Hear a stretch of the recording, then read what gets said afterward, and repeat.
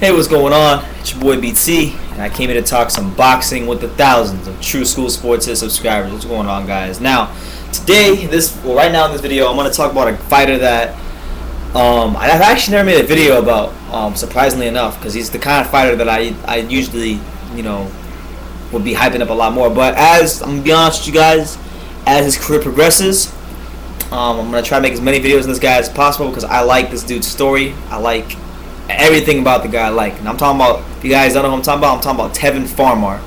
Now, for those of you who might not know Tevin Farmer, he's campaigning at 135. He has an interesting story compared to most guys in boxing, because unlike a lot of these guys who are coddled and spoon-fed and all this nonsense, like Tevin Farmer, he had it rough coming up. Early in his career, he wasn't doing so good. He lost 4 of his first 12 fights, 2 of them by stoppage. In the 12th fight, he lost to Jose Pedraza when Pedraza was like 10-0 in 2012. But since then, he's reeled off like 16, 17 straight wins, and he turned what looked like a career where he become nothing but a straight stepping stone into a guy that could be a very formidable opponent, and maybe even one day become a champion. At like 130 or something like that. I like Farmer. Good boxing skills, really solid defensively. Doesn't have a lot of punching power, but just has really good craft in the ring. And he's just like honestly, I gotta be honest. I've never been to Philadelphia. I plan on going to Philadelphia next year, because just being that I'm covering boxing, I gotta go to where I think is the mecca of boxing as far as real fighters, and that place is Philadelphia. And Farmer is another one of those old school mentality Philadelphia fighters. He does not care about losing. He does not care about. He wants to fight the best. And he came out in a recent article on BoxingScene.com, and like I said, he's campaigning at 135, but he's also made it clear that his natural weight class is 130. He knows he can go up to 135 and beat a lot of guys, but his natural weight class against guys who are naturally his size are at 130. But he said he has no problem moving down to 126 to fight the likes of Leo Santa Cruz and Carl Frampton. So I'm going to read you guys what he said. He said this, I quote, "The fight I want next March is Leo Santa Cruz. I would also go to the UK to fight Carl Frampton. Maybe they'll think I'm a tune-up fight for their own rematch, but I think both of them are too small for me. I'd be the underdog in the fight, but put some money on me. I could make 126. So yeah, he's coming off a really sensational performance on July 30th against Ivan Redkach. I think that's how you say his name. Looked really good in that fight, and that was probably one of the best, arguably the best performance of his career. He's getting better with time as he puts more time into this boxing thing, and yeah, man.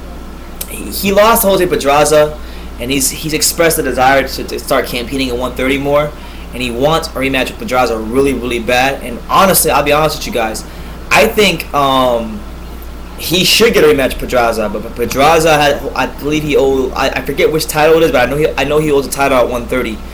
And he's trying to fight Jason Sosa real soon, which I think will be a good fight, because Jason Sosa beat Fortuna, and Jason Sosa is going to be a hell of a fight. In fact, Jason Sosa was supposed to fight Gervonta Davis, but that didn't go through. Now, when it comes to Pedraza, he's undefeated right now.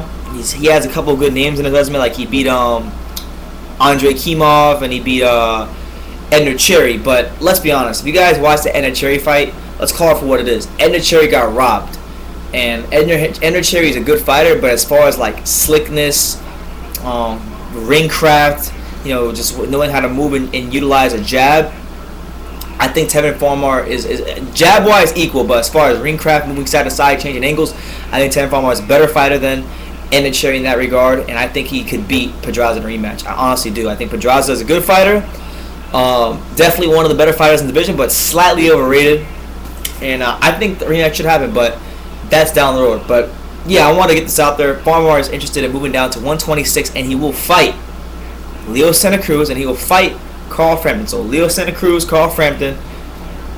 If you're not going to fight each other in a rematch, call Tevin Farmer, okay? The dude will fight anybody, and he's going to go in there to give great fight no matter what. So just want to say shout out to Tevin Farmer. This is my first video that I've done on him. I probably should have done videos earlier, but I just never got around to it. He's fighting on October 14th at the very, very small venue, but you guys Philadelphia boxing fans will definitely know what I'm talking about. He's fighting at the 2300 Arena in Philadelphia. He's fighting a guy named Orlando Rizzo, who's 19-7. So if you're in the Philadelphia area, go check that out. And yeah, man, so that's what it is. Tevin Farmer fighting on October 14th. Wants to fight Santa Cruz and Carl Frampton, but would also like to campaign naturally at his real weight class. It's 135, so 130, I should say. So that's the news. Leave your comments down below. Take the time to subscribe, and you can love me or you can hate me, but I'm just a kid from Daniel. So until next time, take care, guys.